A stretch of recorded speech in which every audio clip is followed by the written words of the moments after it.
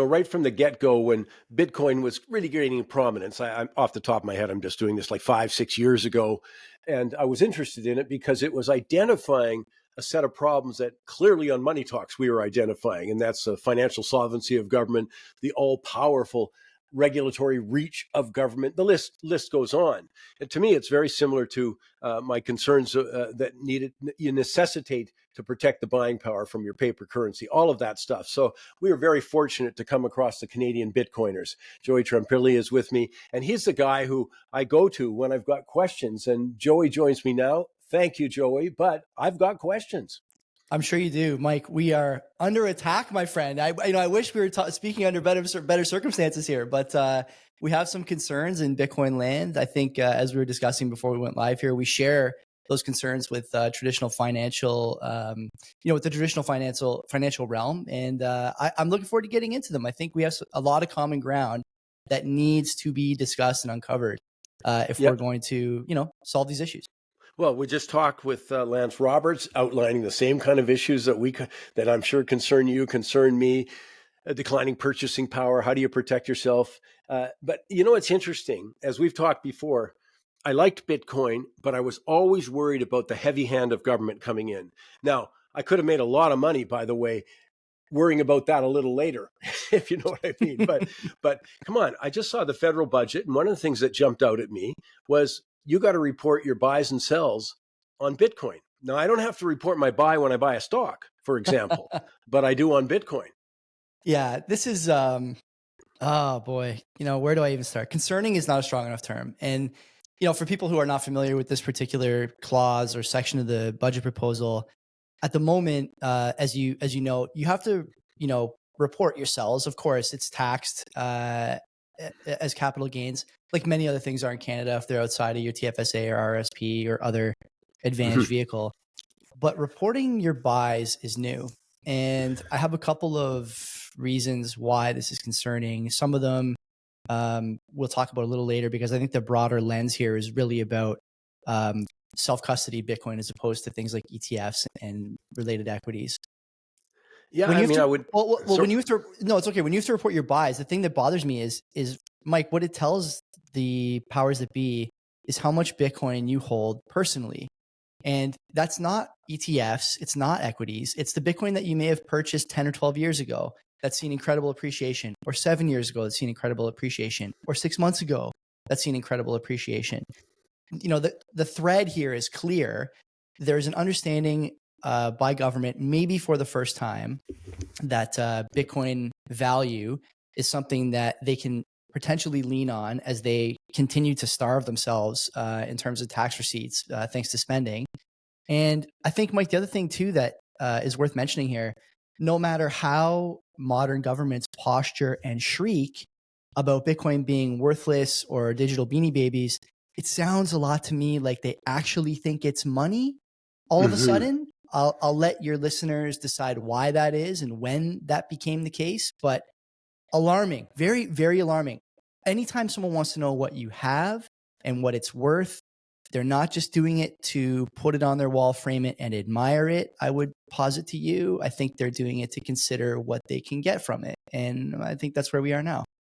Well, I think it's incredibly noteworthy that, the SEC was chiming in on MetaMask last, their operation, calling them an unregistered securities exchange. But my point being, and the FBI was also active. They had a warning that Americans only use crypto services registered as money services businesses under federal law, no self-custodial services.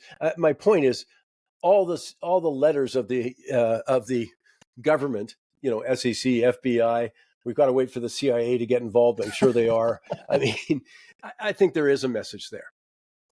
So I guess the thing that I would say is, if I wanted to kind of go back to the Canadian angle, what I see in terms of policy, and I think you see this in traditional finance as well, there is a slant here, the government is really leaning on all asset holders. And I'm going to include Bitcoin in there because it's clear they view this as an asset that is being held by people that is of concern.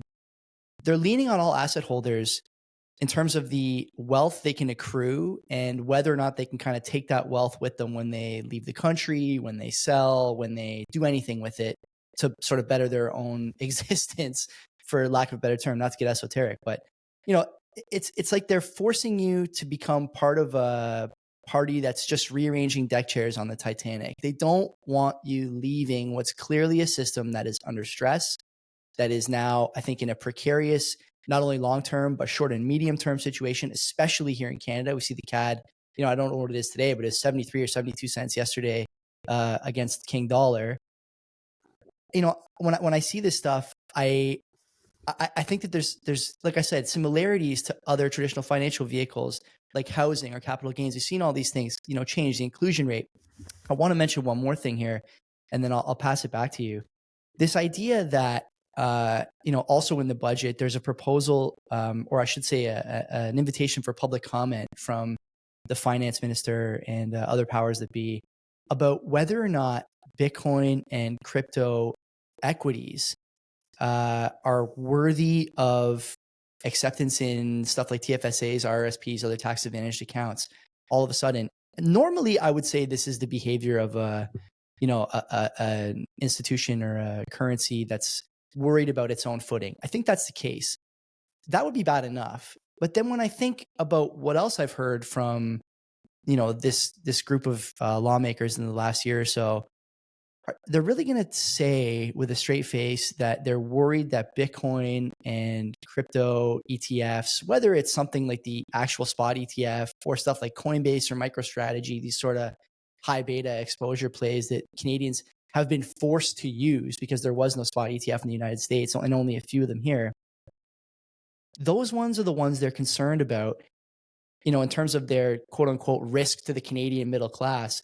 But at the same time, there's sort of messaging in public about how retirement accounts and TFSAs should be forced to buy Canadian equities only. I mean, I have a hard time with this. And what I'm thinking, like, this is pure speculation on my part, but I think any rational person would have to say that there's a non-zero chance going forward that if you want to enjoy your Canadian pension or your TFSA or your RRSP, or even maybe your public service pension, whether you're a police officer, nurse, whatever, these sort of golden geese of the pension world, that you're going to have some of that money in Canadian equities that just haven't performed. They haven't performed. They haven't protected purchasing power in the way that Apple, Microsoft, these other, leviathans of the equity market have in the last 20 or 30 years. This to me spells like, it's like third world stuff. The idea that you must invest in Canadian equities, though they haven't performed. And those equities will be, bolstered by what, Mike? If there's a shortcoming in their earnings or a problem, they'll be bolstered by government bailouts. It's just a continuing spiral that's headed the wrong direction, both for industry and government. And, also, though it's hardly ever mentioned, unfortunately, for Canadians as well, investors or otherwise. It's a difficult situation, and one that doesn't make a lot of sense to me unless you look at it through the lens of, we are worried about the currency going forward. And I think that's the lens you have to look at it through. And I think totally justified. I mean, that's been one of our big themes on Money Talks, is the declining purchasing power of the dollar. And me saying that's the biggest challenge for individuals going forward is, how do you protect it? And your point about, it's interesting. You look around globally, you see all of this stuff manifesting. For example, Spanish, sort of the equivalent of their Canada pension, needing to have their government bonds because who the hell else wanted them? But Poland did the same thing. It's not that these are unprecedented times. The whole system is fragile thanks to sovereign debt and the general debt buildup. They're desperate for money. And the assault is on assets. And it's really interesting. I mean, obviously, they're not going after assets that didn't do well, So it's pretty clear that they go after, and well predicted on this show, they're going to go after real estate, capital gains, because that included the stocks and Bitcoin.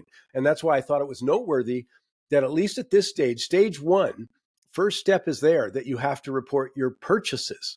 And that's because they don't want you leaving the country and selling, because, of course, it wouldn't be monitored on a normal exchange in that way.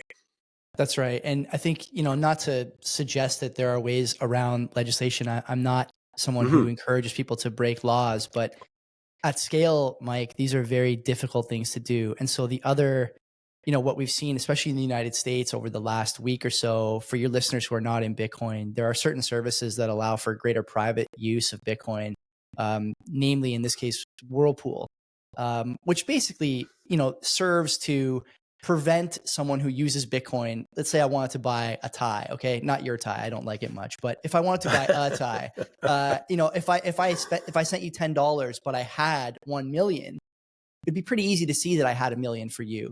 And so if a vendor wants to now take the address that you've given them for the tie and this information about you having $1 million in Bitcoin, suddenly that plane ticket and the wrench they bring to your house to, coerce you into giving them your wallet isn't that bad an investment. These are things that we take for granted in the fiat system. If I use my debit card, the shop owner doesn't know how much money I have. If I, welcome someone to my home, they don't know how much the home is worth, things of this nature, right? We're not asking for much, but again, through the lens of we need tax receipts and we have to prevent capital flight, how are we going to do it? It's difficult at scale to do things. And so we have to scare people, use the chilling effect. And Samurai and Whirlpool, the sort of institution, organization, I should say, that runs that service, these guys were picked up and arrested, one in Portugal and one in Pennsylvania on the same day. The domain seized. And since then, what we've seen are other similar services not shut down, but leave the US almost immediately. So similar privacy services, which do nothing but allow Bitcoiners to not be outed as far as what their entire Bitcoin net worth is. They have no choice but to leave because the powers that be view this as nefarious. I would suggest to you, and I think you agree, that if privacy becomes nefarious, we are headed in a direction that none of us are prepared for. As you mentioned before the show, government can do anything to make life difficult for you. They will, they have, and I think they may in the future. This ETF is another sort of honeypot for lots of Bitcoin people who think they have exposure. They really just have exposure to the price. There's a lot of bigger picture things here that have gone on in the last year as Bitcoin has become, I think, a key asset in financial markets. I think a canary in the coal mine for things like, coming rate cuts. For example, today we're seeing great price action on a weak U.S. jobs number. The market trades 24/7. It's very liquid. I think there's a lot of sharp money in it. And it's a fire alarm, as Luke Roman says. And to prevent fire alarms from going off, you have to suppress price somehow. And so whether you do it with narrative or you do it with enforcement or you do it with whatever, it's got to be done. And I think government is at that point now, as we say in the space, we're at the now they fight you stage. And I think anyone who's denying that is just, they're naive to what's going on. Well, as we've said on Money Talks many times, we have seen, and we've said this years ago, that we are having an escalating monetary crisis that would become more obvious in 2022. It did, on their way. And now people bandied about, are we going to have a US dollar change or this? But I'm not going to get into that. I'm just saying it's part of a broader challenge that I think we will have a different monetary system, and the fallout is going to be huge. And it already has started to be. We have a sovereign debt crisis. Mm-hmm. That's why we're raising taxes, the whole list. But that's why I also say people should come and listen to the Canadian Bitcoiners. No, but it's a story that evolves daily. Like literally, I get exhausted trying to keep up because there is something significant, it feels like, on a daily basis that I have to be aware of. And I think you've outlined it beautifully. I mean, this is the world we're living in. It's called historic change, and good luck to us all. But the Canadian Bitcoiners, we can just find it on all the local stuff. I mean, just go to Spotify, Apple Podcasts, the list. But Joey, I really appreciate you finding time for us here. Appreciate what you've been saying and your insights. Absolutely. It's my pleasure to be with you and your listeners. And I actually do like the tie, but I thought it was funny to say that about it at the moment. So yeah, anyway, thanks again, Mike. I appreciate it. Hopefully your listeners find value in this too.